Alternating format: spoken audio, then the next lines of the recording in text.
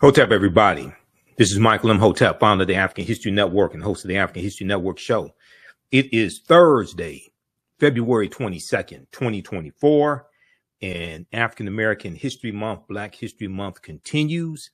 And I've been getting questions on my social media platforms about my new 10-week online course that I teach on the weekend, usually on Saturdays, Ancient Kemet, the Moors, and the Maafa, Understanding the Transatlantic Slave Trade, what they didn't teach you in school.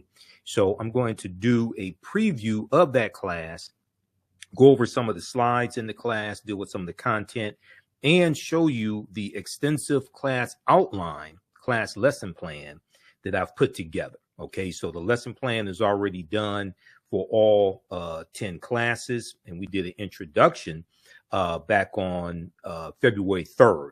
And the class started February 10th. So our next class will be Sunday, special day, Sunday, February 25th, 2024. All right. Now, when we deal with the transatlantic slave trade, we have to understand that we can't start studying our history in slavery. We have to deal with thousands of years of history that leads up to the transatlantic slave trade taking place. And we have the class lesson plan on our website, AfricanHistoryNetwork.com, so you can review the entire 10-week lesson plan. We have to deal with thousands of years of history that leads up to the transatlantic slave trade taking place. And we have to deal with the 800-year occupation of Europe by the Africans known as the Moors, who take the teachings from ancient Kemet, ancient Egypt, into Europe. And these teachings bring Europe out of the Dark Ages. Okay, so this class, I started teaching it in 2017. I've been studying history over 30 years. This class evolved out of a 4.5-hour lecture that I did back in January 2014. And in this 10-week online course, there are over 200 slides that I show you in the class that I put together. We look at 80 to 100 articles. There are 15 books that we reference. You don't have to buy any of these books to follow along in class. The video clips that I show you as well, interviews that I've done with many of our scholars, like Professor James Small, Professor Kabahaya Watakamane, Runoko Rashidi, etc. Dr. David Imhotep also. Okay, so this is a fantastic class. You can register for this class at our website, AfricanHistoryNetwork.com, AfricanHistoryNetwork.com. Class is on sale right now, $80. We do the sessions live. All the sessions are archived and recorded. You can go back and watch it anytime. And in class session number 2, we looked at some history dealing with African American History Month. We know February is Black History Month, African American History Month, created by Dr. Carter G. Woodson in February 1976. February 1926. It started February 7th, 1926. We know Dr. Carter G. Woodson was the co-founder of the Association for the Study of Negro Life and History, which is now the Association for the Study of African American Life and History, ASALH. We know he was a prolific writer. He wrote numerous books. His most popular book, The Miseducation of the Negro, in 1933. And I also talked about this year's annual theme for African American History Month, which is African Americans and the arts. African Americans and the arts. Okay, so we talked about that as well. And there's been an annual theme for African American History Month since 1928. Since 1928. So we went over this type of information in class number 2 also. All right. So some of the things that we deal with in the class, and I'm going to refer back and forth from the class outline that I put together to the some of the slides in the course also. Okay. So be patient with me as we transition. With the origins of Black History Month and Dr. Carter G. Woodson, we talked about Dink Nesh, which means you are amazing in Amharic, and this was Australopithecus afarensis, These remains at the time that they were found in Ethiopia in 1974 were the oldest remains of any human. This was a pre-human, what's looked at as a pre-human. Australopithecus afarensis. Her remains date back 3.2 million years. There's a global timeline of history that we use in the class also that comes from blackpast.org. So they have a good timeline of history. We talked about the Berlin Conference of 1884 and 1885, where these European nations come together to divide Africa, to continue to rape Africa of the mineral wealth, and so they can stop fighting and killing each other over the mineral wealth of Africa. So we deal with some of that history. I talked about a little bit of the history of Juneteenth. June 19th, 1865, Major General Gordon Granger goes into Galveston, Texas. And there was a good article from the New York Times that dealt with how most Americans don't understand the history of Juneteenth. Now, this article came out in it was about June of 2021 when this article came out. But one of the things that people don't seem to understand, and this is why one of the reasons why it's so hard for us to get any type of reparative justice, any type of reparations, okay, any substantial type of reparations, is because Americans are very ignorant of history, okay? Americans are very ignorant of history, regardless of race or ethnicity. So there was this good article from the New York Times. Most Americans know little or nothing about Juneteenth, poll finds, and it found that 60% of Americans knew little or nothing about Juneteenth. And I would argue that most of what they think they know is false, because Juneteenth was not the last day of slavery, okay?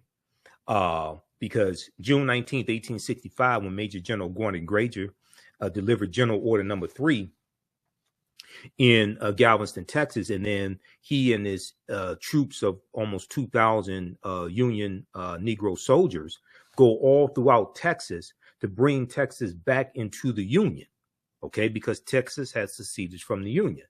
Well, the 13th Amendment is what legally frees the slaves and what legally ends chattel slavery in this country. The 13th Amendment was not ratified until December 6, 1865, when Georgia ratified the 13th Amendment. Okay. The Emancipation Proclamation did not free the slaves. That's January 1st, 1863. And we, in the class, we look at it and I tell people to go to archives.gov and read the Emancipation Proclamation, or go to LOC.gov, Library of Congress website, and read the Emancipation Proclamation, because it specifically tells you that the territories that are in rebellion, those territories that belong to the Confederacy, those slaves would be free if those territories did not come back into the Union by January 1st, 1863. But it gives exceptions. It gives exceptions to the border states, Maryland, Missouri, Kentucky, and Delaware. They were allowed to keep their slaves. Okay. Maryland did not abolish slavery until November 1864. Okay. And that had to be put on the ballot. They had to vote on that. The Emancipation Proclamation did not free the slaves. So one of the things that we do in this class, from class number 1, is dispel a lot of myths that are out here dealing with history. Okay. If you read, this is an article that we look at in the class, The Not Quite Free State, Maryland Dragged Its Feet on Emancipation During the Civil War. Now, this is from Washington Post, September 13th, 2013. Interestingly enough, September 13th is the day before September 14th, 1814, when Francis Scott Key wrote The Defense of Fort McHenry, which was a poem that became known as the Star-Spangled Banner. And you see the video that I did dealing with the Black National Anthem and the Star-Spangled Banner, how Francis Scott Key was a white supremacist slave owner who thought that African people were mentally inferior, and how the Star-Spangled Banner the whole song is a white supremacist song, not just the third stanza. Okay. But the vote was, the final vote was 30,174 in favor of freeing the slaves to 29,799 against. November 1st, 1864, Maryland slaves were declared free only a few months before Congress would approve the 13th Amendment abolishing slavery. Now, this is almost 2 years after the Emancipation Proclamation. So there's a lot of this history in mainstream media that I hear being repeated during Juneteenth, all this stuff that's just false. Now, Juneteenth is very important. It's very important that Juneteenth became a federal holiday. One, that's the only federal holiday that acknowledges slavery. Okay. You do have Emancipation Day, which is April 16th. Okay. But that's recognized not as much. That's largely celebrated in Washington, D.C. Why is April 16th significant? April 16th, 1862, that's when the Compensated Emancipation Act of 1862 was signed into law by President Abraham Lincoln. It passed Congress, passed the House, passed the Senate. It was a bill sponsored by an abolitionist, Senator Henry L. Tyler, out of Massachusetts. But this bill abolishes slavery in the District of Columbia, and slaveholders in the District of Columbia were paid reparations of up to $300 for each slave that they own. Okay. And as Tremaine Lee on MSNBC talked about Thursday, February 22nd, 2024 on Alex Wagner's show, and he has a podcast dealing with reparations on MSNBC, MSNBC's website, and dealing with podcasts. You had a few, maybe 5 or 6 African Americans who owned slaves because they bought family members out of slavery in the District of Columbia, and they collected on reparations also.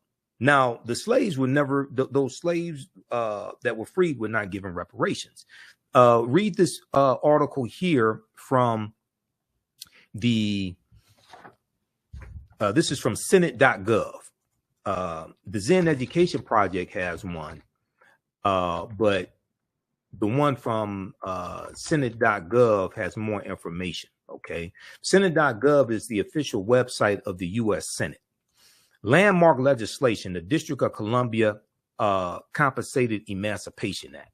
So I hear people misstate what happened. And I hear people say, I've been on panel discussions, and, you know, I've been on, you see me on Roland Martin Unfiltered on Fridays. I've been on, it's been over 3 years. I started October 20th, 2020, and been on almost every Friday since then. I hear people say, oh, slave owners were given reparations during slavery here in the U.S. The slaves weren't given anything. Okay. This only applied to the District of Columbia. This is why we have to do more research. And this is why a lot of this stuff floating out here dealing with reparations, don't take this the wrong way. A lot of this stuff, Senator Henry L. Wilson, I should say, Senator Henry Wilson, a lot of this stuff is not going to go anywhere. Because if you're seeking a legal remedy to a historical problem, then that would imply that you understand both law and history. And unfortunately, a lot of people pushing this stuff dealing with reparations don't understand either one. And I can listen to them and tell that. A lot of this stuff is not going to go anywhere. They don't know how to make legal arguments. And the other thing is, as we deal within this class, and also in the second class that I teach, dealing with history from 1800 to 1968, race-based policies are illegal at the federal level based upon Title VI of the 1964 Civil Rights Act, Section 601, non-discrimination in federally assisted programs. Nobody wants to have that conversation. Okay. But if we look at this very quickly here, landmark legislation, the District of Columbia Compensated Emancipation Act. On a visit to Washington, D.C. in 1836, the site of a slave auction held in the shadow of the Capitol, the U.S. Capitol, convinced future Senator Henry Wilson of Massachusetts to, quote, give all land to the cause of emancipation, end quote. So he's elected to the U.S. Senate in 1855. This is 6 years before the Civil War begins, April 12, 1861.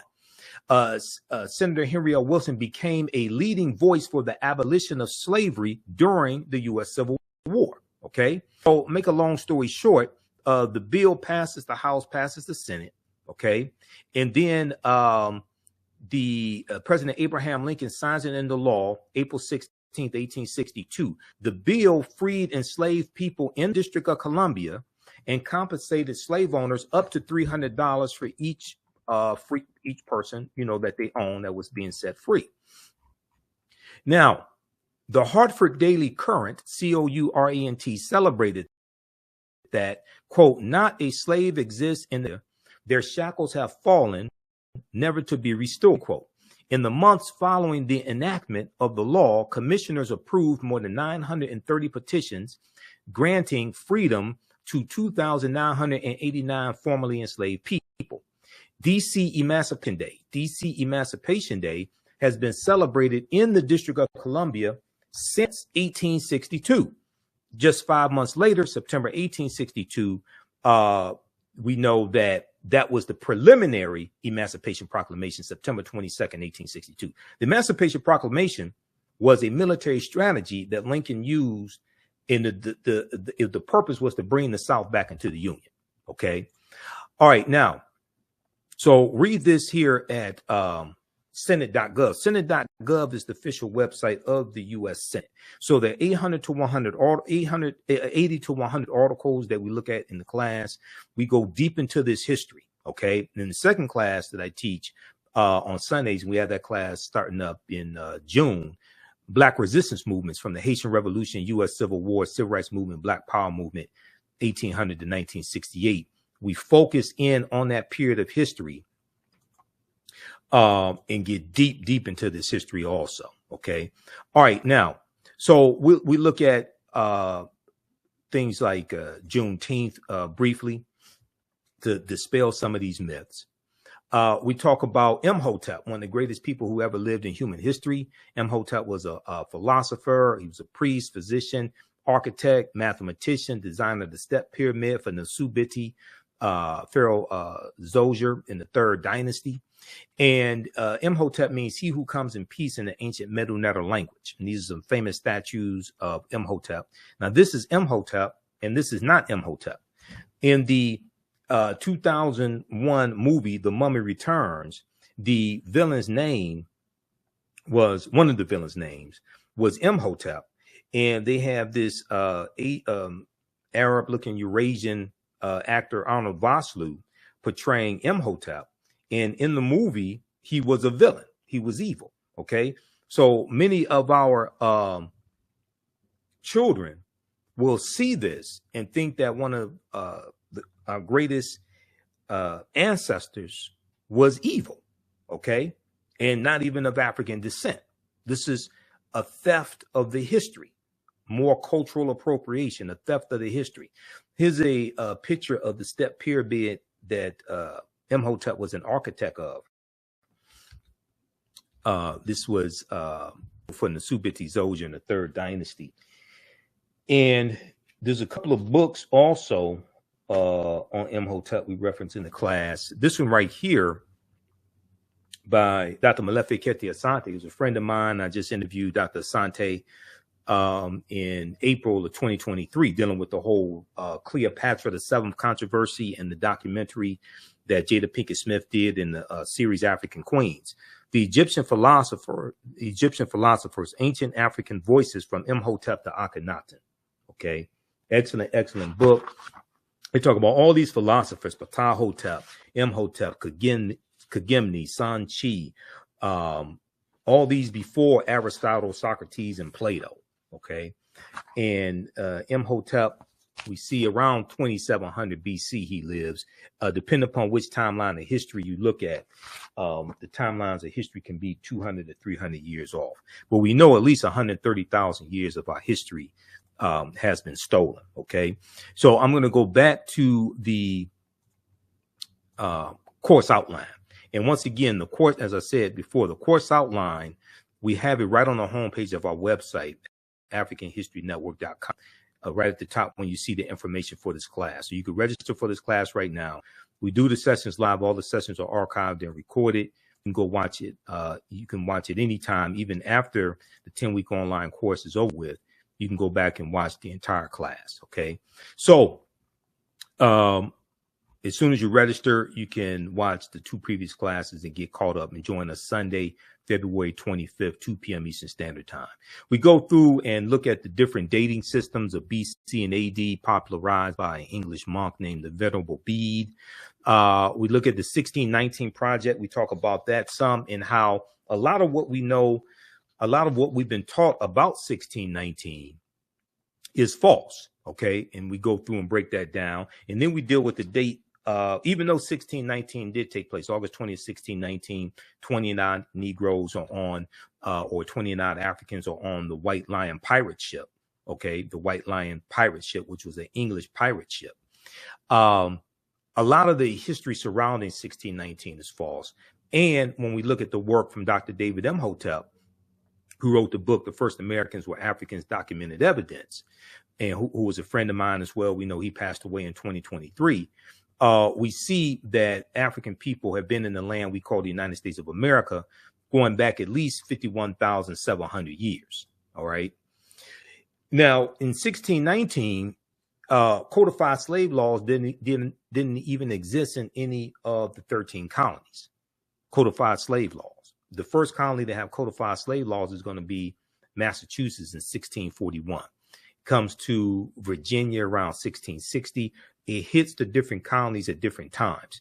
The mistake that is made when we retell this history is we think this whole system of slavery existed in all the 13 colonies as soon as those Africans got off the ship. That's not the case at all. And if you read chapter 2 of Before the Mayflower by Lerone Bennett Jr., this is the 6th edition, he lays out a lot of that history. And we see the way we think this history evolved is not actually how it happened. Okay. And that's why you have to study Bacon's Rebellion in 1675, 1676. But this is a historical marker here at in Point Comfort in Virginia. And there's a good article called Much of What We've Been Told About Virginia's 1619 First Africans is Wrong. 1526 doesn't get talked about enough. And you had the Spanish who were trying to set up a permanent settlement here in the Georgia, South Carolina area. And they take 100 African slaves into that area in 1526. Those Africans are going to have a revolt and disappear. It's believed they went to go live with Native Americans. But this is 93 years before Jamestown, Virginia. How is it fixed? 1526 doesn't get talked about. But like I said, African people were here for tens of thousands of years before slavery existed, and we were here for thousands of years before the people who we call Native Americans came into existence. If you read The First Americans Were Africans, Documented Evidence by Dr. David Imhotep, and his new book came out in late 2021, The First Americans Were Africans, Revised and Expanded.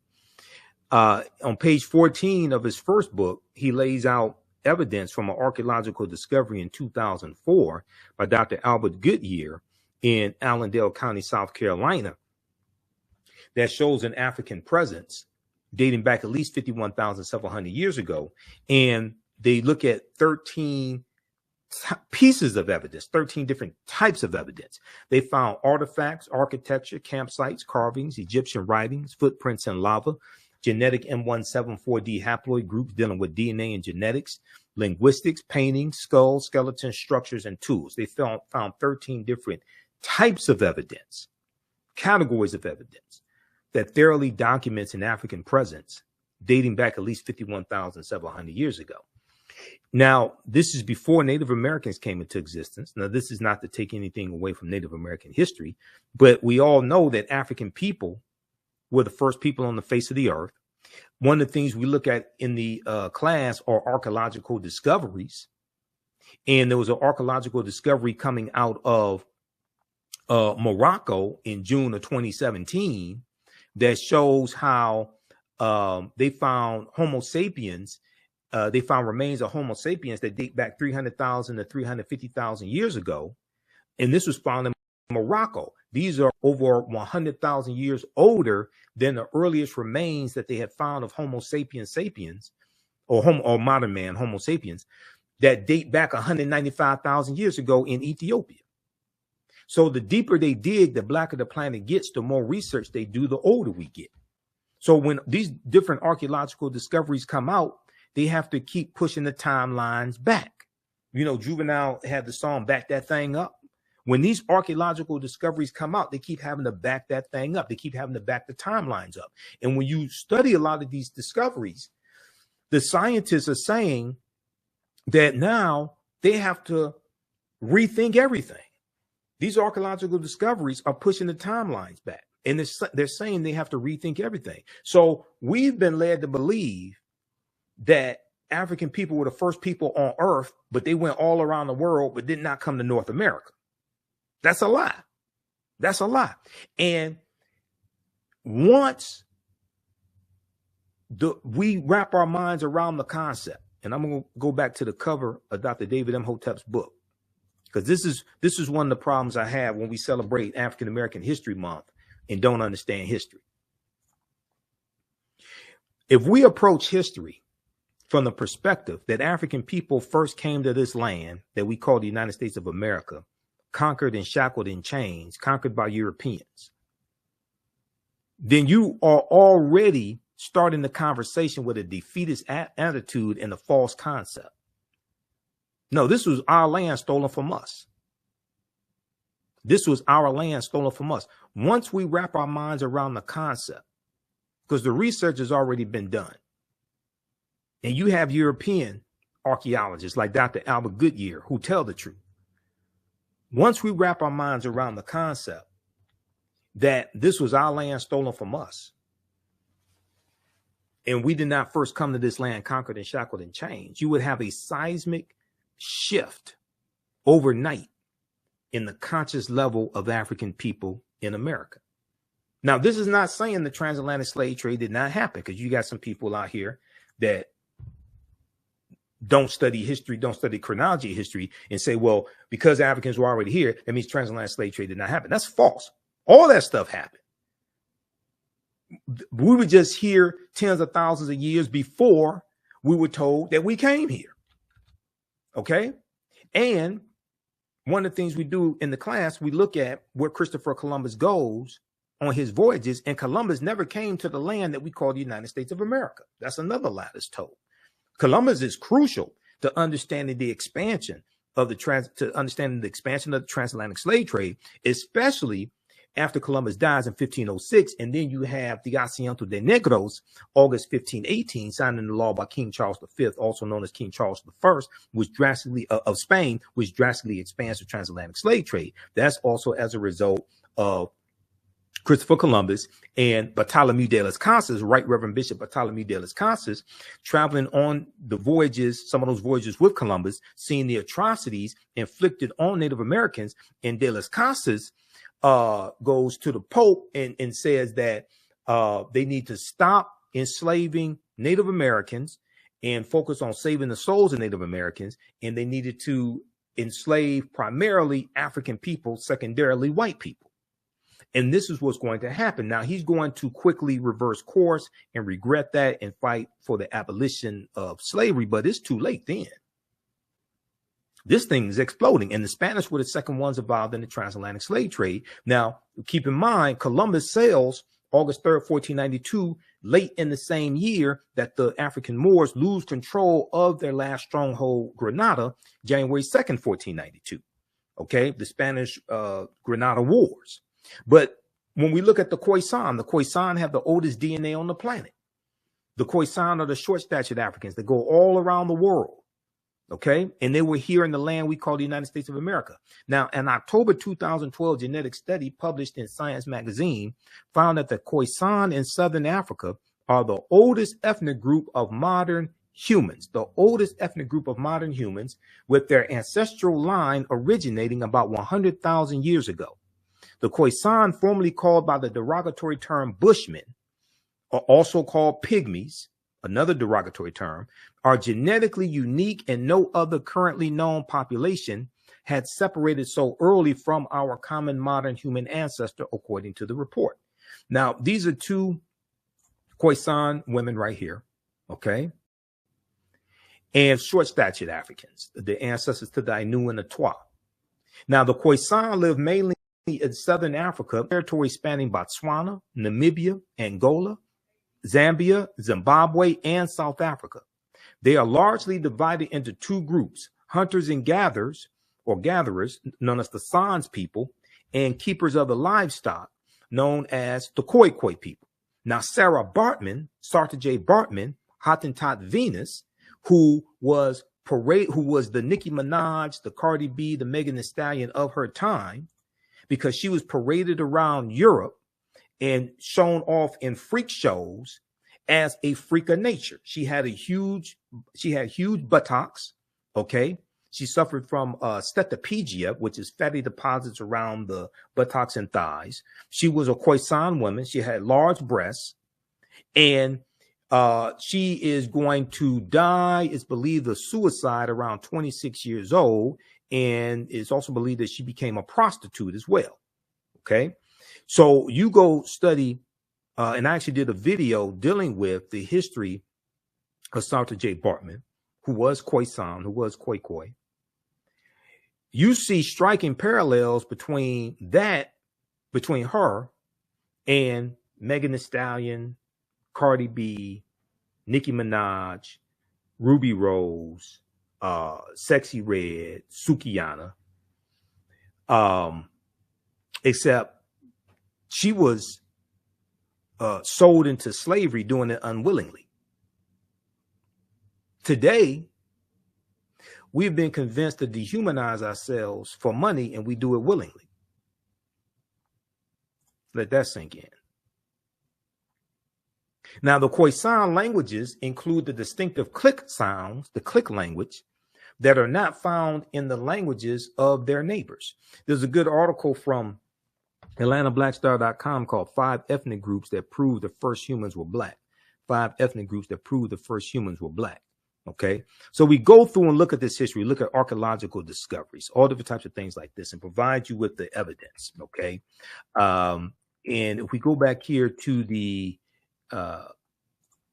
course outline, and like I said, I've been teaching this class since 2017, and the course has evolved immensely since 2017. Okay, and here, this is the first time that I've taught the class when I have the whole course outline completed up front and published as well. Okay, so you all can check this out at our website, AfricanHistoryNetwork.com. You can register for this online class right now. The content is PG-13. You can use this information with your children also. Okay. We talk about the film Black Panther. The film Black Panther deals with African history, African culture, African language, African spiritual systems. There are 11 different African cultures that we see represented in the film Black Panther, but also the language spoken in the film Black Panther is a Bantu language called isiXhosa. Okay, isiXhosa is a real African language. So we deal with that. And then we talk about the skit from the Richard Pryor show, 1977, where Richard Pryor is a Egyptologist. 1909 is 1909 in Egypt, and this deals with why the history and culture, or why all this was stolen. He comes across the book of Coming Forth by Day, or what they call the book of life in the skit. So we talk about Bantu languages as well, like Kwanzaa is a Bantu language, and there's also a piece that deals with Black Panther, Wakanda Forever is rich in mythology. And it talks about the real life African and indigenous inspirations behind what we see in the film Black Panther. Okay.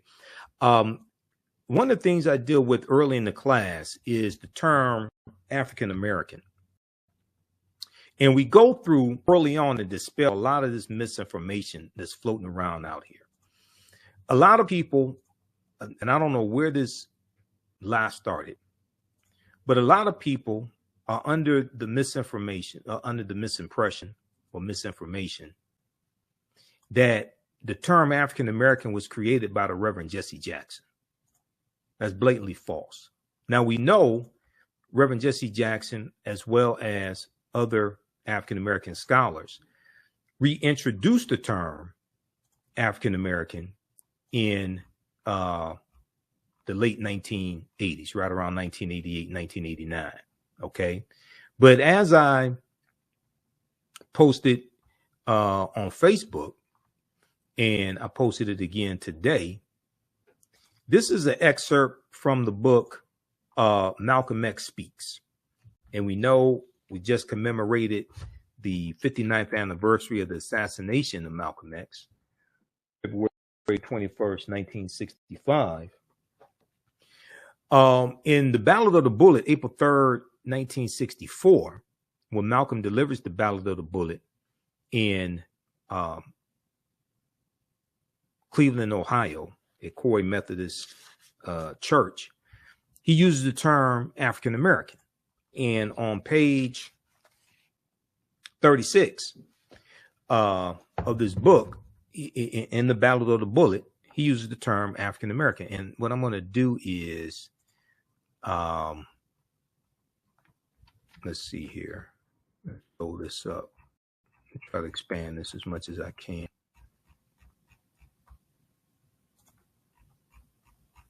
Let's look at this here. So here's the post. I also posted this on our fan page, the African History Network as well.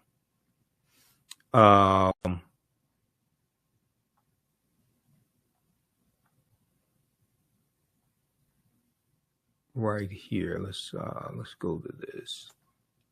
Okay, I said, for some reason, people are shocked when I tell them that Malcolm X used the term African American in the speech, the Battle of the Bullet, April 3rd, 1964, in Cleveland, Ohio. For some reason, many people operate under a myth that Reverend Jesse Jackson created this term. He did not. Reverend Jackson reintroduced the term, but since most of our people don't understand history, they fall for the myth. The pages referenced are from the book Malcolm X Speaks. It looks at some key speeches he made in 1963 to 95. I think it's also important to note Willie Lynch never historically existed, and the Willie Lynch letter 1712 has proven to be a fraud, which is true. Willie Lynch never historically existed. That's one of the biggest frauds in history. Research professor Manu Ampim, who's a friend of mine, I'll be interviewing him sometime in late March 2024. Research professor Manu Ampim for more information on this topic. Please note the term African American is as old as, so read the article from NOLA.com, NOLA. The term African American is as old as America itself, reports. But when we look at this here, this is from pages 36 and 37 of the Ballad or the Malcolm X Speaks, the book Malcolm X Speaks, edited with prefatory notes by George Brightman. And Malcolm says, right now in this country, if you and I, 22 million African Americans, that's what we are, Africans who are in America, you're nothing but Africans, nothing but Africans. In fact, you get farther calling yourself African instead of Negro. Okay. But check this out. Now, also at blackpast.org, and blackpast.org has thousands of pages, about 6,000 pages of articles dealing with African history and African American history. They have the transcript of the Battle of the Bullet speech, and let me see which date is this. Because Malcolm gave that speech a few times. He delivered it April 12th, 1964 in Detroit, Michigan at King Solomon Baptist Church.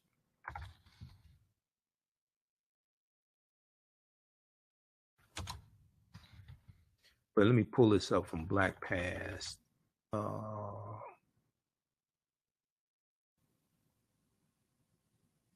I was just looking at it a couple of days ago. And actually, do I have the link in here? Hold on, I thought I had the link in one of these, I posted the link. Oh, there was a post I did dealing with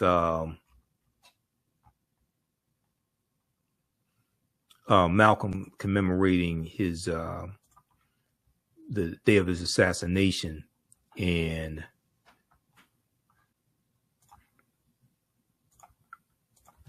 I have the link to the Battle of the Bullet there. But let me pull this up right quick for you.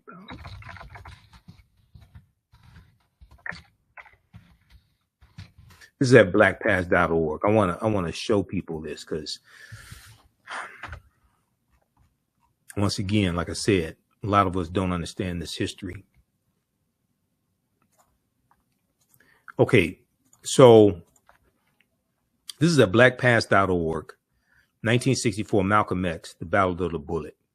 This is the version from April 3rd, 1964 in Cleveland, Ohio. All right. And if we go here, right here, right now in this country, if you and I, 22 million African Americans, that's what we are, Africans who are in America. Okay. This is Malcolm. We were using the term African Americans in the 1960s. I don't know where this lie started, that Reverend Jesse Jackson created that term. Professor James Small, one of my teachers personally, he told me personally that he said we were calling ourselves African Americans in the 1960s. So during African American History Month especially, can we please expose these myths and stop spreading these lies? Willie Lynch never historically existed. Jesse Jackson did not create the term African American. African people did not first come here August 20th, 1619. Yes, August 20th, 1619 did happen, but we were here for thousands of years before that. Okay. All right. How you all like this type of information? Give us a thumbs up, give us a heart, give us a like on this broadcast. Who still needs to register for this 10-week online history course that I teach? Normally we do it on Saturdays, 2 p.m. to 4 p.m. Eastern Standard Time, or 5 p.m. Eastern Standard, 2 p.m. to 5 p.m. Eastern Standard Time. But I am speaking at a Black History Month celebration that my fraternity Phi Beta Sigma is doing along with our sisters, the Zeta Phi Beta Sorority Incorporated. And it's going to be it's this Saturday at Mary Grove College. So I won't be able to teach the class on Saturday. So we're going to do it Sunday, February 25th, 2 p.m. Eastern Standard Time. So you can register for the class right here. Just click right here, register here. And on the next page, just click on enroll. And like I said, we have the class lesson plan here, lays out all 10 classes. Okay, so you can see the type of information that we're going to cover. We have the information to register for the class in the thread of the broadcast also. And I'm going to post it here as well. Okay, yeah, class number 3. And we do the sessions live. All the sessions are archived and recorded. So you can go back and watch this anytime, watch the classes anytime, even after the course is over with. You'll still have full access to the class. Okay, so you don't lose that. So a year from now, 2 years from now, you can go back and watch the entire course. Okay, and I should change that. It's going to be next class. It's going to be Sunday, February 25th. Here we go. All right, let's continue here. Let's continue looking at here at the course outline.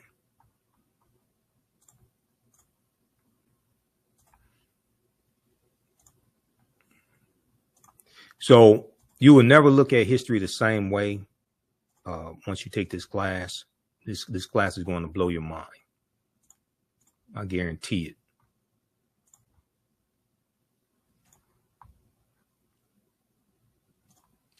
All right, so we look at the term African American, and the earliest recorded usage of the term African American goes back to 1782 in Philadelphia, Pennsylvania. I talk about the pyramid principle, okay? Because when I teach with two of my teachers, Dr. Leonard Jeffries and Professor Teach, they talk about the pyramid principle. And I use this in a lot of my lectures.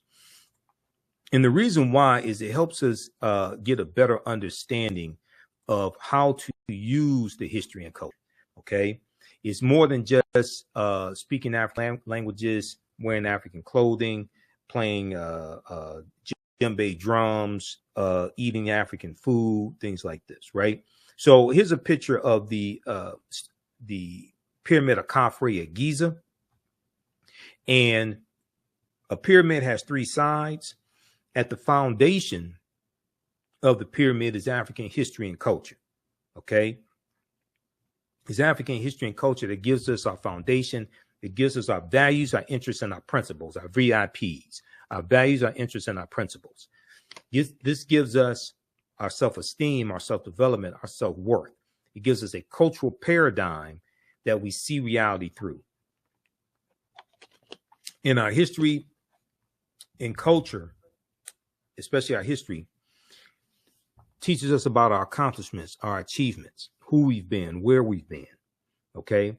Now, a people's history and culture teaches them how to deal with the problems of the past in the present and the future to meet the needs of the community. Now, it's that history and culture, that foundation, that influence our economic empowerment. It influences how we engage in economics, our understanding of economics, and what we do with our economics, what we do with our money. Our $1.6 trillion GDP, gross domestic product, that African Americans have, influences the type of businesses that we have, the type of institutions that we build, but also how we engage in economics. Do we use white capitalism dressed up in red, black, and green and pass this off as black economics or black capitalism? Or do we understand the cooperative system, cooperative economics, the co-ops, which is based upon principles that we brought with us from Africa? Okay. And when we study the Free African Society of 1787, we study the Colored Merchants Association in 1928. We study the Colored Farmers Union of about 1886 in Texas. They're operating based upon the cooperatives, where the members of these organizations are also owners, and they work together to help one another prosper and survive. So these are ancient principles, and every ethnic group in America use their history and culture to fight for scarce wealth, power, and resources. And for African Americans, we've largely been stripped of our history and culture.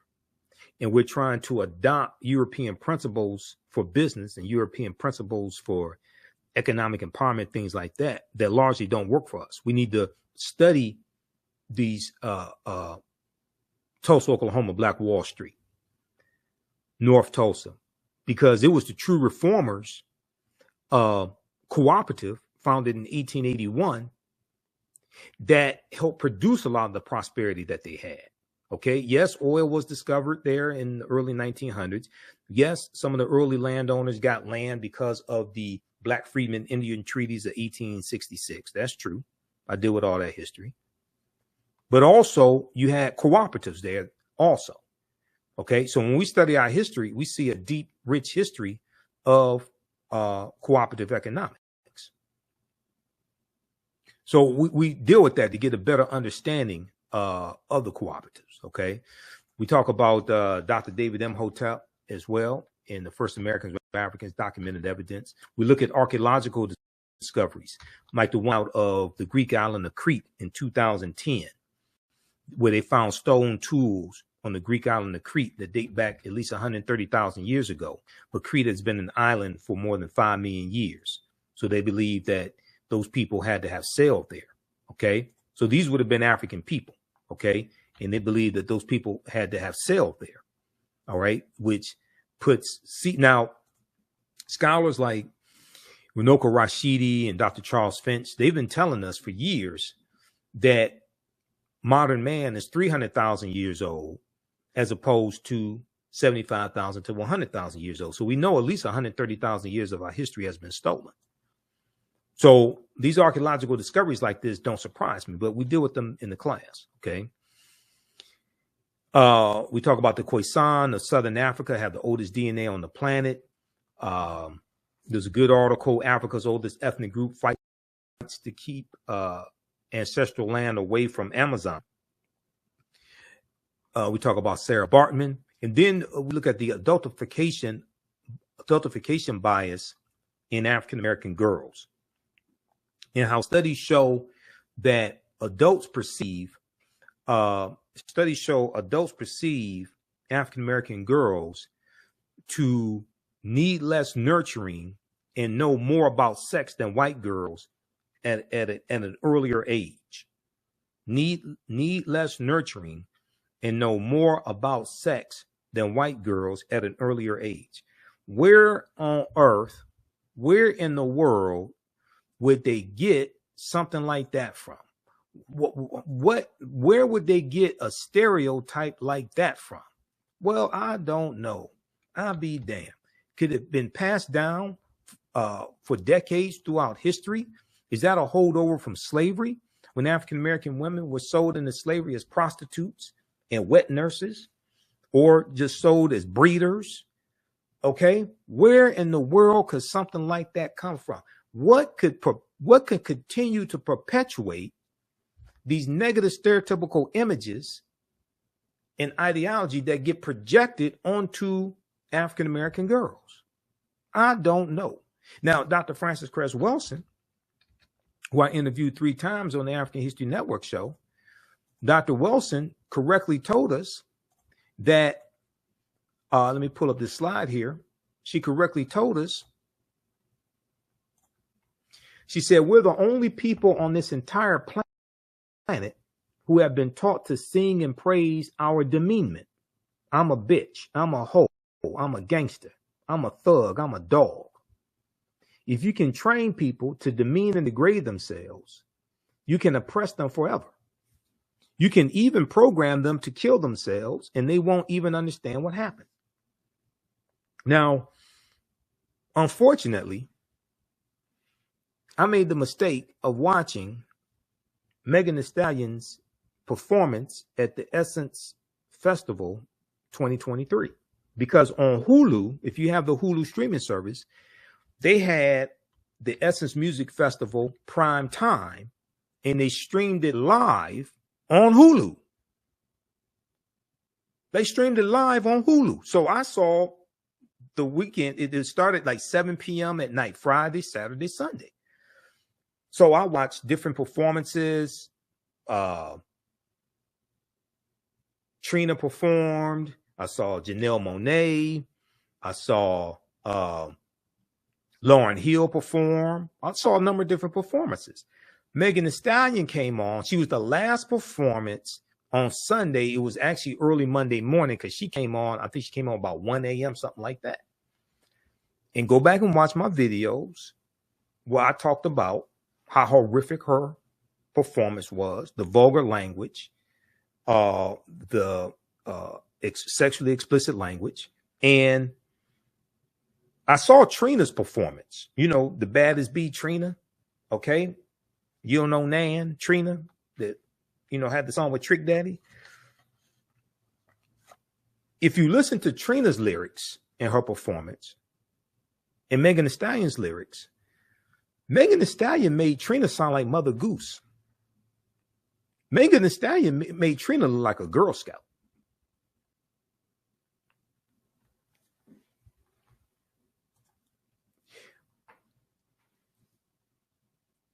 We think we're progressing in this area of the music. No, we're not. We're regressing. And the music is being weaponized against us.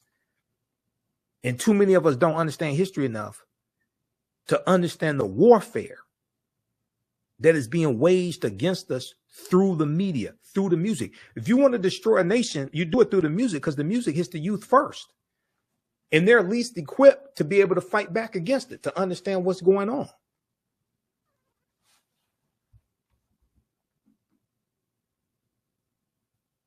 Read the article from okplayer.com. India Ari criticizes Megan Thee Stallion and Janelle Monáe for Sexual Essence Festival performances. Also, watch my critique of the song WAP by Cardi B and Megan Thee Stallion, where I said they will only allow Negroes to put out music like this. They're not going to allow they will never allow Taylor Swift to put out a song like that, because you only protect what you respect. You only protect what you respect. They will never allow a top white female artist to put out sexually explicit lyrics like that, because they know it will bring about the mistreatment of white girls and white women. Now, yes, is there some mistreatment of white girls and white women? Yeah, ain't nothing like black women, nothing like the mistreatment of black girls. And they know if you put out music like that, it justifies the mistreatment. That's why they only allow us to do that. I had somebody say, oh, but Madonna had lyrics. Yeah, show me lyrics from Madonna as sexually explicit as what? From Cardi B and Megan Thee Stallion. They got 60 million views over the first weekend that the video was released and uploaded to Cardi B's YouTube channel. He got 13 million views the first day. It was released on a Friday. That weekend, it got 60 million views. Show me something equivalent that white people are doing, sexually explicit like that, that blows up on social media like that. They don't do that, because you only protect what you respect. They allow Negroes to do that because that's how they expect us to act, because that's how we've been programmed.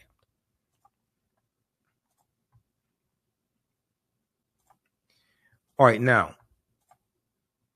So class number 3, we look at the study done with 130,000 years, the stone tools found on the Greek island of Crete 130,000 years ago. We look at the 2 lost Egyptian cities that we'll look at in the class. One is Tanis Heraklion, which was discovered it was revealed back in 2013. Tanis Heraklion, the lost city of Egypt. And it's believed that it sunk into the ocean about 1,200 years ago. The second one that we'll look at is called Dazzling Aten, and that was discovered just a few years ago. Dazzling Aten, another lost city of Egypt.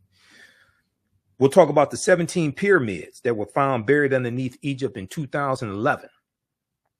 And what you're going to find is you're going to have civilizations built on top of civilizations, and they use infrared technology, infrared satellite that can look underneath the earth, and they discovered 17 pyramids buried underneath Egypt. Okay. Another fantastic archaeological discovery. So we look at also what are co-ops to get a better understanding of cooperative economics. So many people, talk about co-ops, but oftentimes they never clearly define what a co-op is. Now, Dr. Jessica Gordon-Nembhard probably wrote the best book, or at least one of the best, dealing with co-ops. The name of her book is Collective Courage. So this is one of the books we cite in the class. You don't have to buy any of these books to follow along in class. Collective Courage, A History of African-American Cooperative Economic Thought and Practice. And I interviewed Dr. Jessica Gordon-Nembhard back in 2014 because she was speaking here in Detroit. I interviewed her, and in the book, she gives example after example of example throughout our history of us using co-ops. And this is a part of history that is not talked about a lot. Well, what are co-ops? The Black cooperative movement has always been parallel to the Black liberation and civil rights movement. We've mostly heard about the political side of the movement, but you can't name a major Black political leader that didn't point to cooperatives as a pathway to freedom. There's a good article, and this is this article right here probably, I think, was when I first found out about Dr. Jessica Gordon-Nembhard, before I did the interview with her. It's called Stop Saying Black People Don't Support Each Other Economically. This is from news1.com, June 30th, 2014. Okay. And as Dr. Francis Cress Wilson, we see there was a resurgence of cooperatives when COVID-19 hit. Mutual aid networks find roots in communities of color.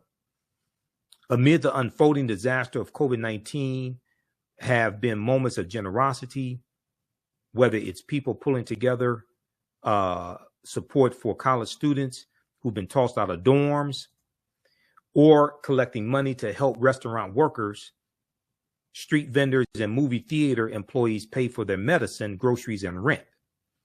These mutual aid support networks, in which communities take responsibility to care for one another rather than leaving individuals to fend for themselves, have proliferated across the country as the pandemic turns lives upside down.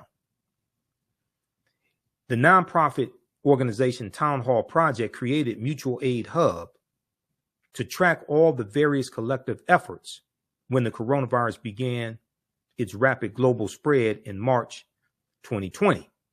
Back then, it counted only 50 mutual aid groups, but by May 2020, the number grew to more than 800 in 48 states, driven by what the hub's lead organizer, Shivani Desai, D-E-S-A-I, called a, quote, grassroots explosion of organizing, end quote, a grassroots explosion of organizing.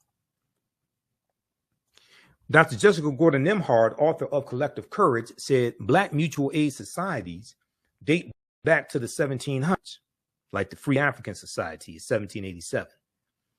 Free Black Americans pooled resources to buy farms and land, care for widows and children, and bury their dead, okay, and bury their dead.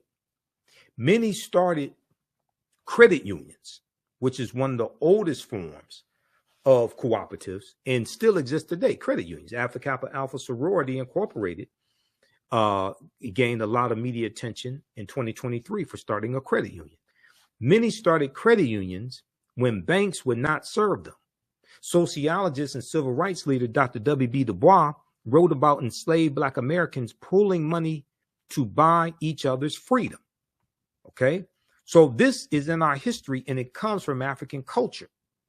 The African Union Society in Rhode Island was established in 1780 as the first Black mutual aid society on record, Dr. Jessica Gordon Nimhard said. The second was the Free African Society, which was founded in 1787 in Philadelphia by Richard Allen and Absalom Jones. And it was founded to provide aid to freed slaves who were denied resources by white institutions. One of the most famous examples of mutual aid are the Black Panther Party survival programs from the late 1960s, through which members distributed shoes, transported elders to grocery stores, offered breakfasts to children, and more. Okay, so this is in our history. Now, like I said, a people's history and culture teaches them how to deal with the problems of the past in the present and the future to meet the needs of the community. And what's happened is we've largely lost that history. We largely don't know that history of how we were economically successful in the past, even those who were freed during slavery, and how many of them were able to economically prosper. Okay. All right, so let me continue. All right,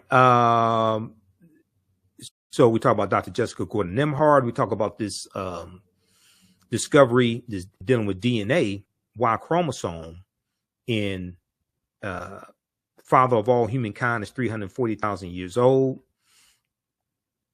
Dealt with a man named Albert Perry in South Carolina who found his DNA traces back to an ancestor 340,000 years ago, about 338,000 years ago.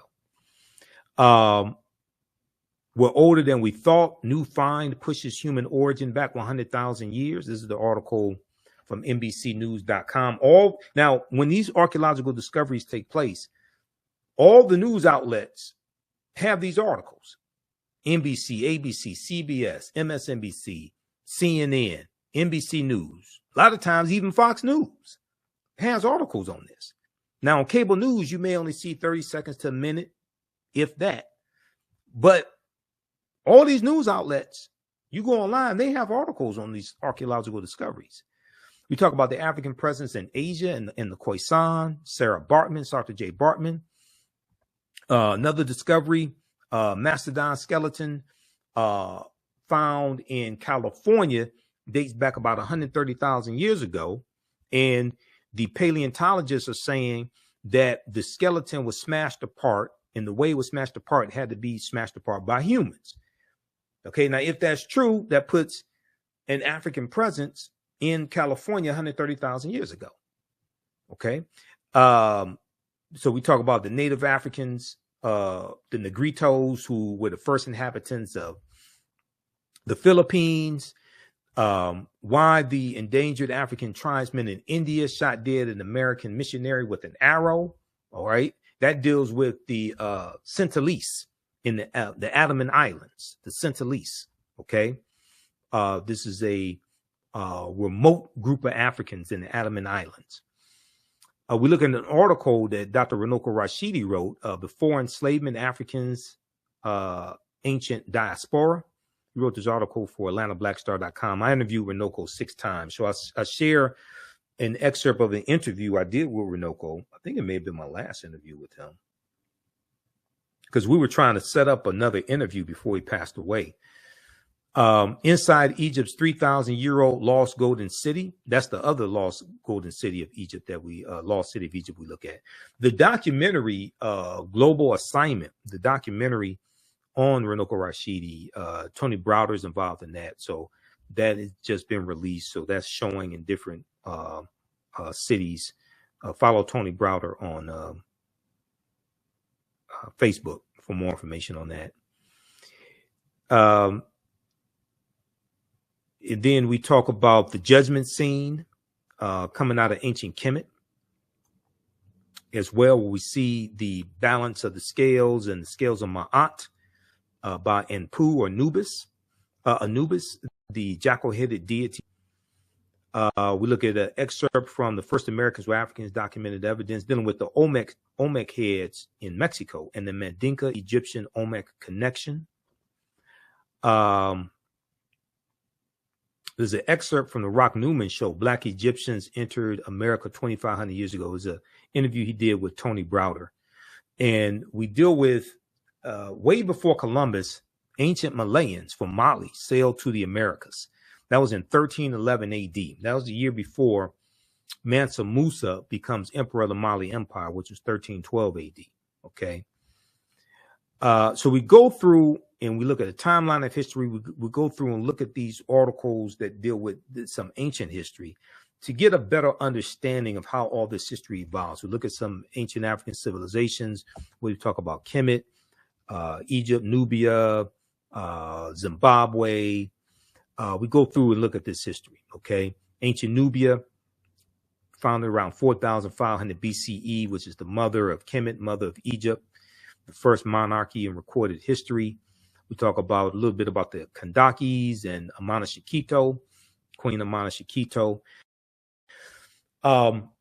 Egypt on Tony Browder is a fantastic book, and we spend some time looking at that as well. Egypt on the Potomac, because Egypt on the Potomac deals with how the layout of Washington, D.C. is based upon the layout of ancient Kemet, ancient Egypt. All right. And many of the founding fathers referred to Washington, D.C. as Egypt of the West. Okay. Egypt of the West. So when we look at the Washington Monument, that's 555 feet tall. The Washington Monument is a copy. It was actually a ancient African symbol of resurrection called a Tekken, coming from the story of Asara, Aset, and Heru, who the Greeks called Osiris, Isis, and Horus. And there were about 1,200 Tekkenu all throughout ancient Kemet, ancient Egypt. Okay. Today, they're less than 12 today. Today, they're less than 12. So we see a picture here of a tekenu, or a teken for singular, tekenu for plural. We see this here in Egypt, and we see that they've been taken to other cities around the world. Tekenu from ancient Egypt, taken to cities around the world. London, England, New York City, Paris, France, as we see the ones here. There's a good article from face-to-faceafrica.com called Cleopatra's Needle, How 3 Ancient Egyptian Obelisks Ended Up in New York City, London, England, and Paris, France. And in this, an excerpt of the article says, ancient Egyptians called obelisks tekenu. Now you will see tekenu spelled a few different ways. And they were also used to tell the time in the past. They were also used to tell the time in the past. Their pinnacles were basically covered in gold to reflect the sunlight. Historians say that obelisks represented immortality and eternity, and their long structure helped connect the heavens and the earth. Currently, Cleopatra's Needle is the name given to 3 ancient Egyptian obelisks, one in New York City, one in London, England, one in Paris, France. However, they do not all come from one Egyptian site. Okay. The obelisks in New York and London are carved out of red granite from the quarries of Aswan, a major source of stone for Egyptian antiquities.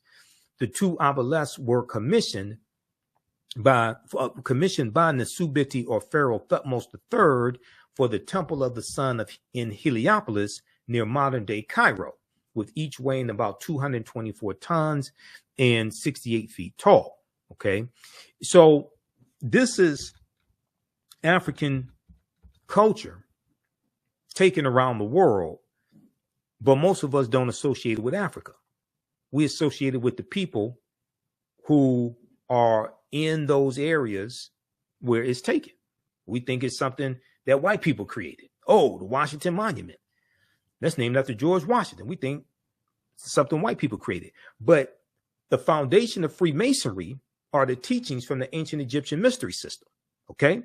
Now, here's a famous statue of Asar Aset-Neheru, who the Greeks called Osiris, Isis, and Horus. Asar, the father, is in the middle. And in the class we deal with, Heru being born of a virgin birth on December 25th. And where all this, a lot of stuff comes from. Okay? So that gets recycled and reinterpreted through various people's cultures over thousands and thousands of years. There are approximately 1,200 tekenu, or obelisks, built in ancient Kemet, but only about a dozen are found today, or less than a dozen are found today in Egypt. Many of the tekenu removed from Egypt are now in Istanbul, Turkey, London, England, Paris, France, Berlin, Germany, New York City, Rome, Italy, Vatican City, and elsewhere throughout the world. The tekenu are now called obelisks by their new owners, and few know their origin or that they symbolize the resurrection of the African king Asar. Now, this is from page 17 of Egypt on the Potomac by Tony Browder. Tony's a friend of mine. I just interviewed Tony. That was March of 2023. We talked about the importance of Nile Valley civilization history. Okay. That interview got about over 50,000 views on our YouTube channel. My YouTube channel is Michael Imhotep, Imhotep. You can go check out that interview. This is a copy of Egypt on the Potomac right here. Just bear with me because I have books all over the office. I need to get another bookshelf. This is Egypt on the Potomac right here. This is one of the books we use in the class. Once again, you don't have to buy any of these books. We show you excerpts on the screen. But this is an excellent book to get. Egypt on the Potomac, as well as Nile Valley Contributions to Civilization by Tony Browder. Okay. Now, when we look at Freemasonry, because we have to look at Freemasonry, we look at that in the class. in the relationship to ancient Egypt, ancient Kemet, the Nile Valley region of Africa. The word Mason is derived from the Latin words mass and sun. Mass and sun, S-O-N. Mason means child of light and expresses the desire to pursue light, which is a metaphor for the sun, which symbolizes knowledge. The term child of light, or sons and daughters of light, was first used to identify students who had completed 42 years of study in the temples of ancient Kemet. Many Masonic temples were modeled after the temples of ancient Kemet, places where light or knowledge was imparted in a series of steps or degrees. So the whole concept of going to institutions of higher learning and getting your credentials in a series of degrees, associate's degree, bachelor's degree, master's degree, PhD, that whole concept comes out of ancient Kemet, in the ancient Egyptian mystery system, out of the temples, where they went to study for 42 years. The concept of liberal arts, okay? And in Stolen Legacy by George G.M. James, he talks about the 7 liberal arts and the arithmetic and the logic and things like this. He talks about the quivium and the quadrivium, the trivium and the quadrivium, I think it is. But all that comes out of the Nile Valley region of Africa. We associate most of this stuff with Europeans. They learn from us. They learn from us. This is why, if you've seen any of my information dealing with the fight for what people call reparations, reparative justice, my whole concept of reparations as a historian is much different than a lot of this stuff floating around. The reason why, first of all, you have to understand the root concept of reparations means to repair, to make you whole again, to restore you to a state before the damage that was done, to repair a harm that was done. Okay.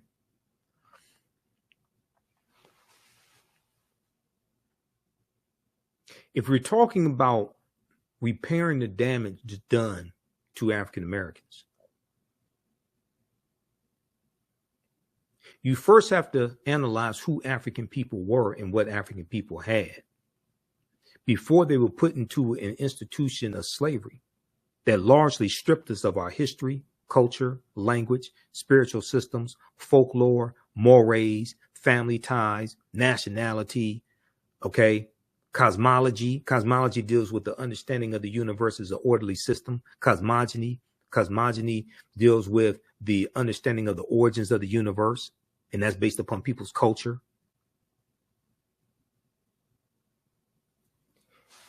You have to analyze who we were before we were put into the institution of slavery and what we had. If you want to talk about repairing the damage of something, if you start the conversation with us already enslaved, stripped of those things, that means you don't understand that you don't understand.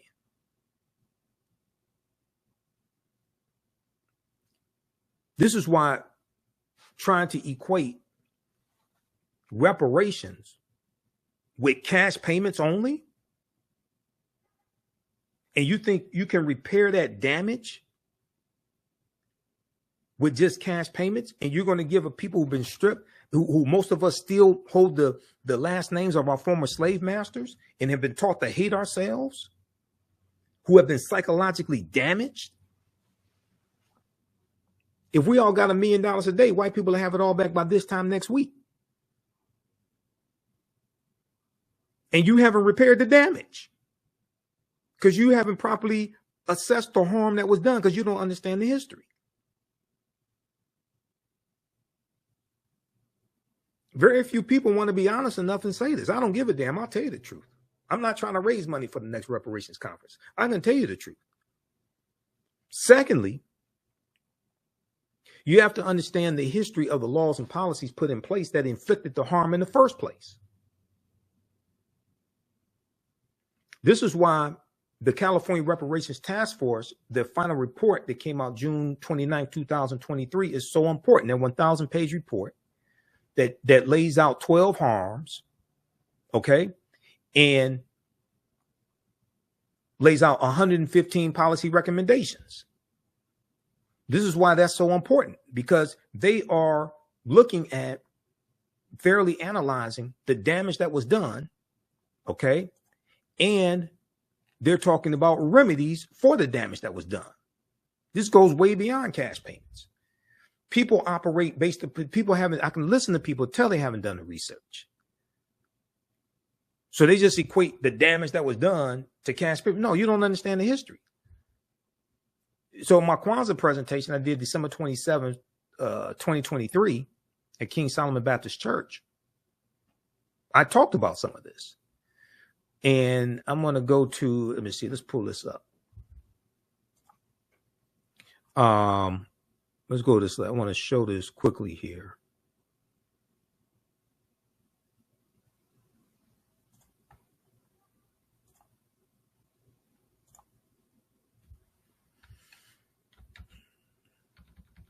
Because most people haven't read the executive summary. You read the 74-page executive summary, you get a much better understanding of this. I've read the executive summary. I read the executive summary of the initial report, the 500-page report. The California report highlights a history of moral and legal wrongs. Over 13 chapters and about 500 pages, the interim report's authors recount the moral and legal wrongs the American and Californian governments have inflicted upon their own Black citizens and residents, noting how slavery and subsequent discrimination have exposed Black communities to racial terror and political disenfranchisement, left them with inferior outcomes in health and wealth building, and neglected them and relegated them to segregated neighborhoods and schools. Now, California became a state in the Union in 1850. When they became a state in the Union, they abolished slavery. Now, historians have identified at least 1,500 people who were in some type of semi-slavery state or status. Some people put the number at 4,000. California was not Texas. In June of 1865, when Major General Gordon Granger goes into Texas to deliver General Order Number 3, which we commemorate during Juneteenth, there were 250,000 enslaved Africans in Texas. California is not Texas. California's history is totally different than Texas. But the reparations reactionaries haven't studied the history. So they think California is the same as Texas and Mississippi, Alabama. No. But California does have a deep history of racism.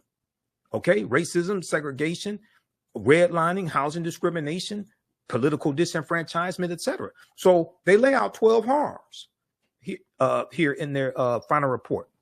Well, in the interim report and the final report. 1, enslavement. 2, racial terror. 3, political disenfranchisement. 4, housing segregation. 5, separate and unequal education. 6, racism in environment and infrastructure. Okay. 7, pathologizing the Black family. 8, control over creative, cultural, and intellectual life. That deals with our royalties being stolen from us in like the music industry. Okay. That's what that's talking about. 9, stolen labor and hindered opportunity. 10, an unjust legal system. 11, mental and physical harm and neglect. 12, the racial wealth gap.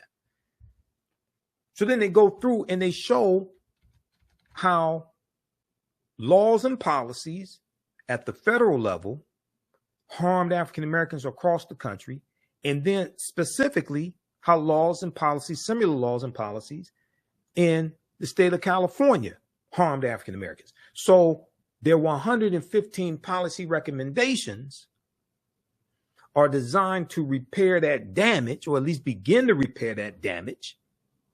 That's the result of the 12 harms. That's the result of laws and policies. It was laws and policies that put us in this predicament. It's going to be laws and policies that take us out of this. This goes way beyond a check. Because once you spend the money, the laws and policies are still in place. inflicting the harm. You haven't scratched the surface. This is what a lot of people don't understand. Now, ideally, some form of cash payments can be part of a comprehensive reparations package. Ain't no in the hell. Understanding history and law, no in the hell reparations should just be cash payments. You're not going to repair anything. And by this time next week, white people have most of that back. And the only thing you've done is stimulated their economy. And those laws and policies that continue to inflict the harm, that maldistribute wealth, power, and resources, those historical, those structural inequities, they will still be there. They haven't changed. But the Amazon website will crash every 10 minutes. The Mercedes-Benz showrooms will be empty. But the health disparities, maternal deaths of African-American women, 3 times more likely to die during pregnancy or pregnancy-related deaths, that'll still be there. When you look at us being discriminated against, when we look at the values of our homes and valued at $48,000 less than comparable white homes, which is a collective $156 billion, as the Brookings Institute documented a few years ago, that'll still be there.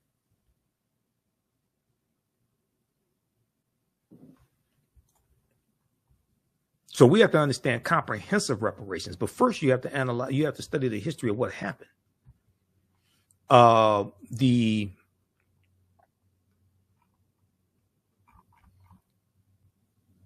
this is the interim report right here.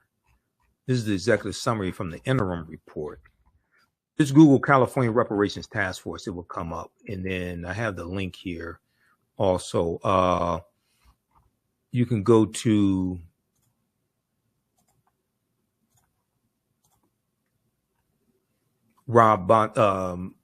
oag.ca.gov, Office of Attorney General, oag.ca.gov. That's Rob Bonta in California. Just search for the California Reparations Report because they have the final report right here.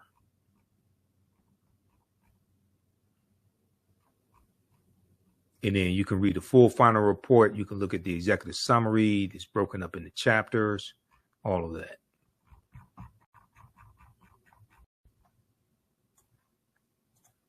Okay, give us a thumbs up, give us a like, give us a heart on this broadcast.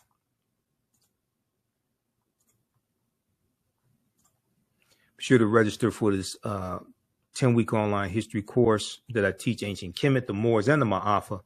Understand the transatlantic slave trade, what they didn't teach you in school.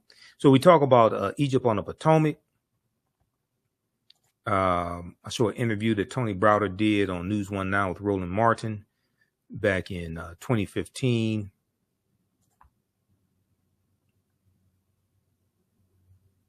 We talk about Abubakar II coming to the Americas also in 1311.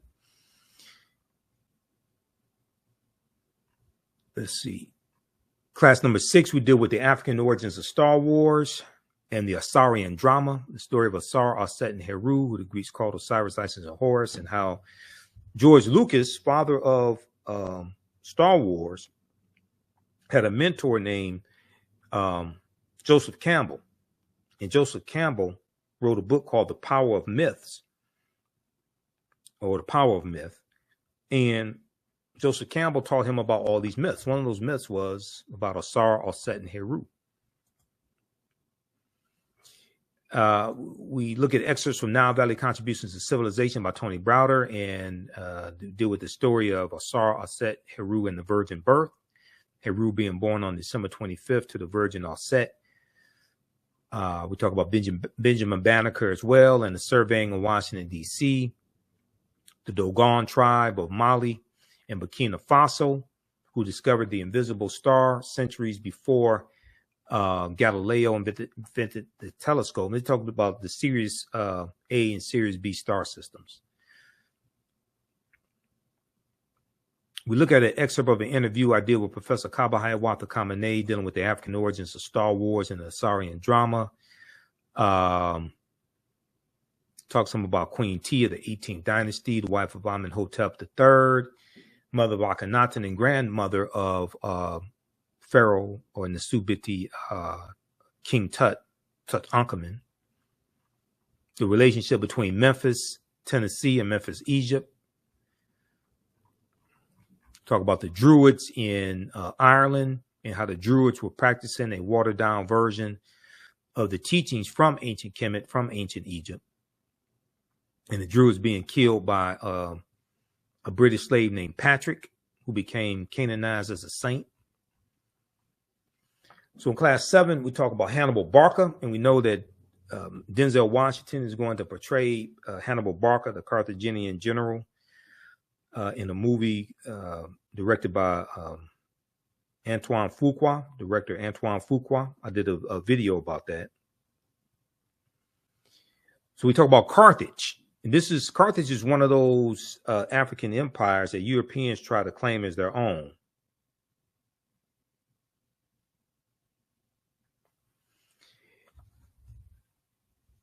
So, and we do a Hannibal Barca, Publius Cornelius Scipio, and the Battle of Zama 202 BC. We talk about the Battle of Cannae 216 BC, one of the greatest military victories in history, where Hannibal defeats the Roman army. The Roman army has about 80,000 men. Hannibal has 50,000. He's one of the greatest military strategists in history. And we deal with why Africa was not named after Publius Cornelius Scipio, because he takes the surname Africanus, and Africanus is Latin, means belonging to Africa. He takes the surname Africanus after he defeats Hannibal Barca at the Battle of Zama in 202 BC. So once again, we have that whole history backwards. We look at the relationship between the teachings coming out of the Nile Valley region of Africa and the development of European secret societies. We look at Joie de Piet, Black Pete, who was a Moor and was the sidekick to Sinterklaas, Saint Nicholas. And this is the precursor to Santa Claus. This is the precursor to Santa Claus. This is where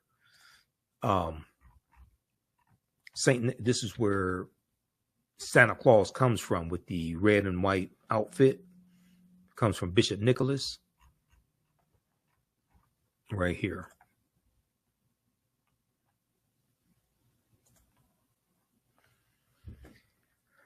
So there's a whole backstory to this myth also. So we deal with that. Let me pull up the slide. So we deal with this also in the class, because this shows it continues to show the influence of the African Moors. And in the Netherlands, in early November, they celebrate Sinterklaas and Joie de Piet coming to the Netherlands, coming on a steamboat from Spain. And we know it was the Iberian Peninsula, Spain and Portugal, where the Moors go in 711 AD, led by Tariq ibn Ziyad, and the Moors are going to conquer the southern portion of Spain.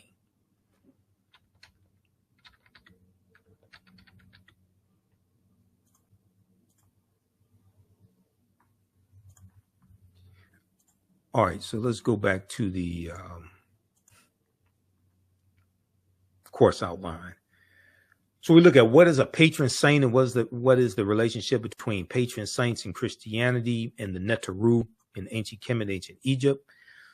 Queen Charlotte Sophia, who was of African Moorish ancestry on her mother's side, and she was the wife of King George III, who was the King of England during the American Revolutionary War. This is who the 13 colonies are revolting against. 1775 to 1783, the American Revolutionary War. We look at who were the Moors and look at some of the history of the Moors in Europe. Tariq ibn Ziyad invading Europe, invading the Iberian Peninsula, 711 AD. We look at Saint Maurice as well, who was a Moor and the patron saint of Germany, Why are African Moors heads on the national flags of Corsica and Sardinia? This is some more information showing the history of the Moors and the presence of the Moors in Europe. These African Moors heads, because the Moors were there in Corsica and Sardinia, and it took a monumental effort to defeat them. So they're right on the national flags of these island nations.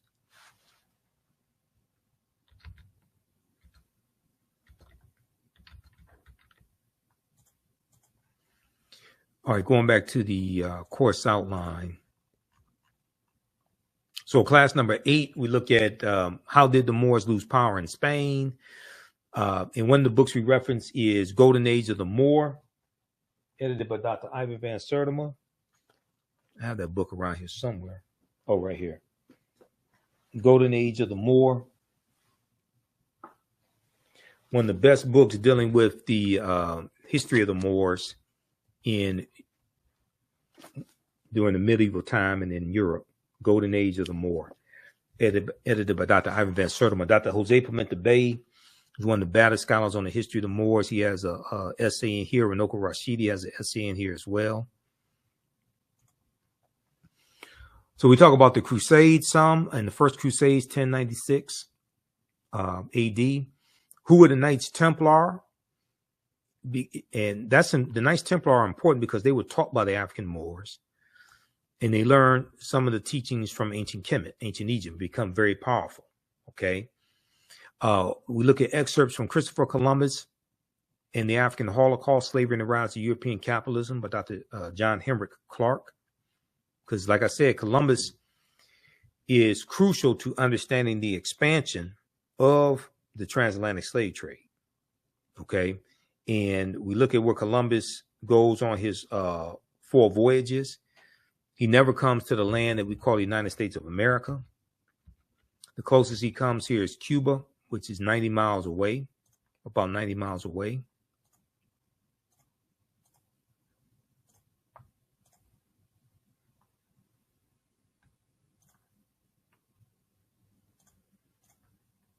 If we look at this here, let's look at this here. Where's Columbus? Oh, that's the wrong one.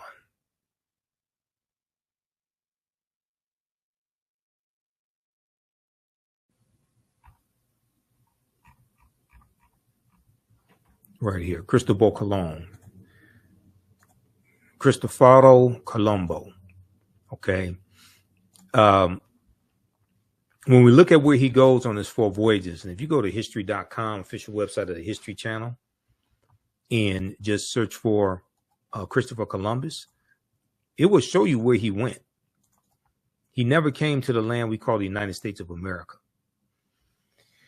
August 3rd, 1492, he set sail. That's his first voyage. Set sail on the Nina, the Pinta, and the Santa Maria.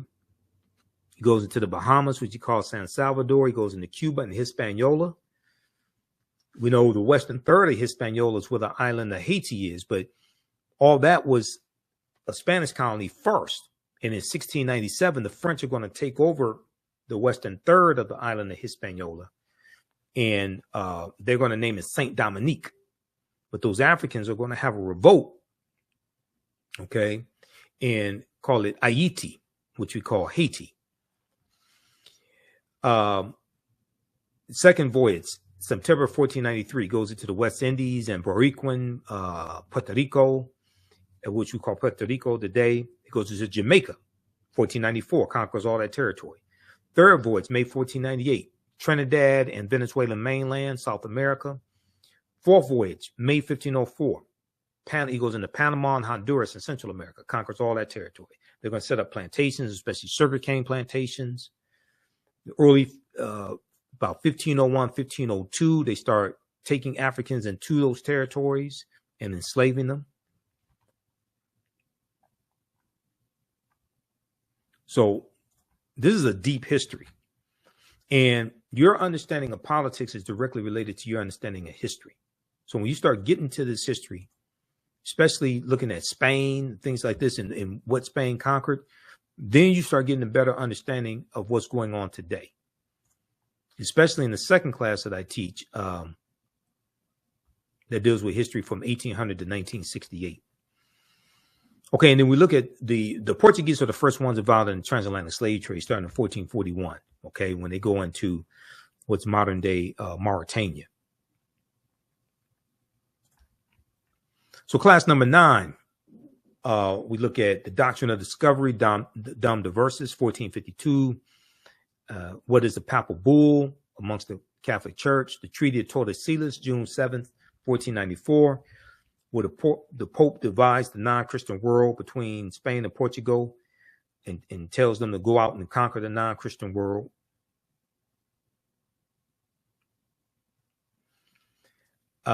We look at the Spain begins to take African slaves into the Caribbean islands around 1502. King Charles V and the Asiento de Negros. Okay, King Charles V and the Asiento de Negros of 1518, because you can't understand the expansion of the Atlantic slave trade without understanding the Asiento.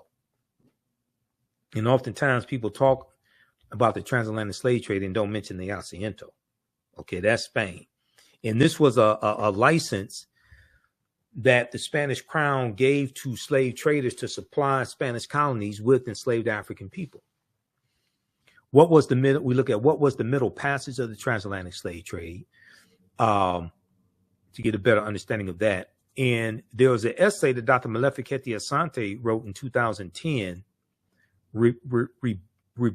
rebuking and refuting Dr. Henry Louis Skip the Truth Gates, as one of my teachers, Dr. Leonard Jeffrey, calls him, because oftentimes he skips over the truth. Dr. Henry Louis Gates Jr. And it deals with Gates is wrong about the African involvement in the slave trade, because Gates wrote this op-ed for the New York Times in 2010 called Ending the Slavery Blame Game.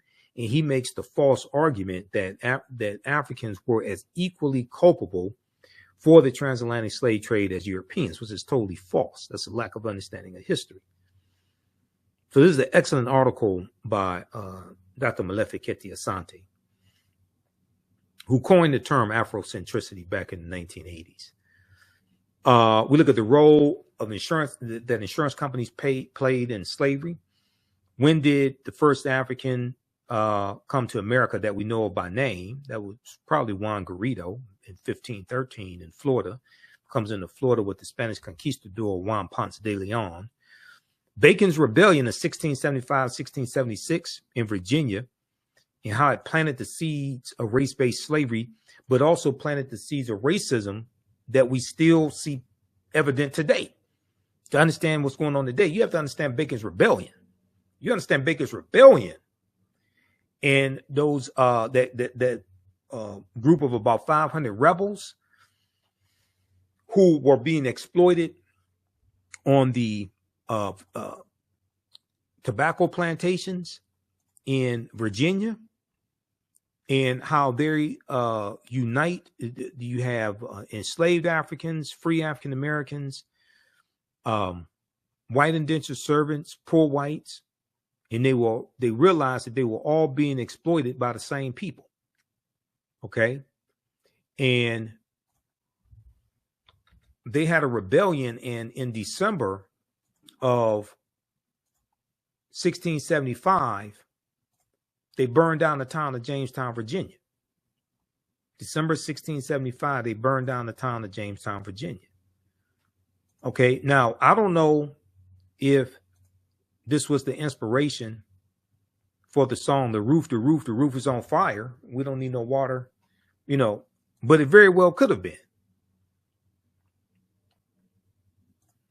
And there's a good article from Britannica.com, the history of the idea of race, the history of the idea of race.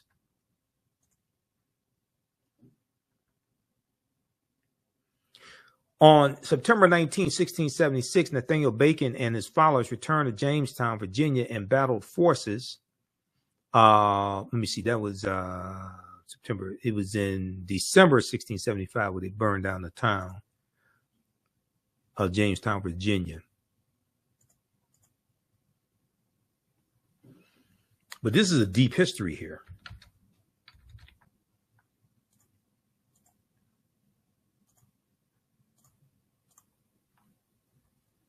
We deal with did African Americans own slaves and why?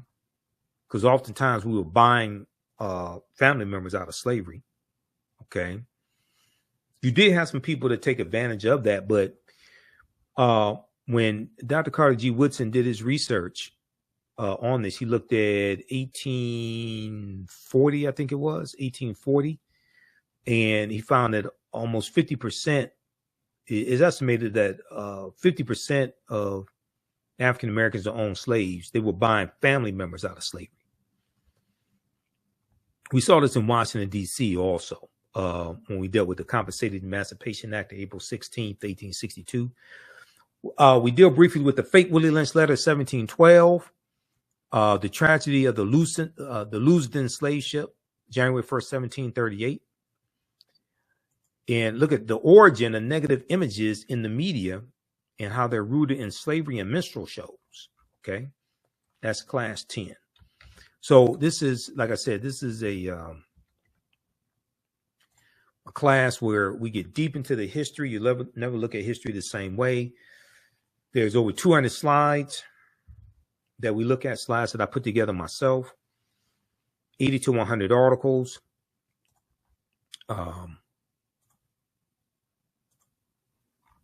Video clips, all of that, excerpts of books.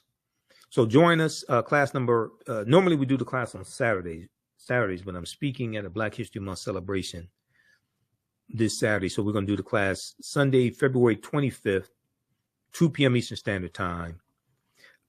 Register for the class right now. Click right here to register.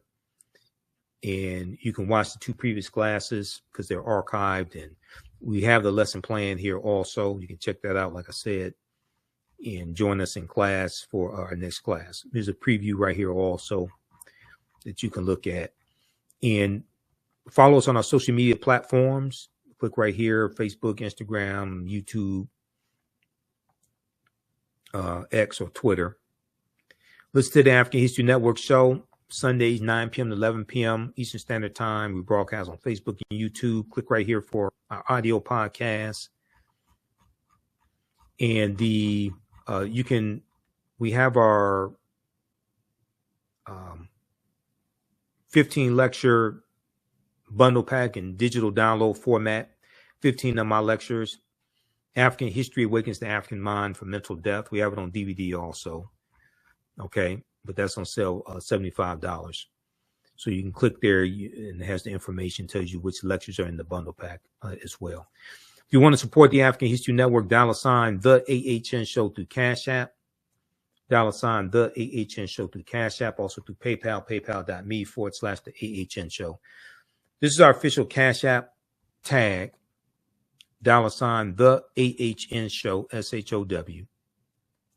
These other ones here are fake African History Network Cash App accounts that I'm still trying to get shut down because they've been stealing money from us. I don't know who set these up. There's a total of 5 out there that I've identified that are fake. So that's why I created this graphic. And we have the link right here for Cash App. When you click on it, it shows our Cash App tag. So this helps us keep doing the research, stay on the air, keep broadcasting, pay some of the bills, etc. Here's our link for PayPal also. Okay. All right. So look, hopefully you learned a lot today. Register for this course. You can use this information with your children. Like I said, the content is PG-13. It's not overly graphic. I don't do a lot of cursing or anything like that. But you're going to learn so much in this class. This is a great time of the year to start learning this history and take this information with us throughout the year. Okay. All right. So thanks for joining us today. Share this broadcast on your social media platforms. Follow us on our Facebook fan page, The African History Network, our YouTube channel, Michael Imhotep, our Instagram page, The AHN Show, our other social media platforms. Remember, right now is correct wrong behavior. It's not over till we win. Wakanda forever. We'll talk to you.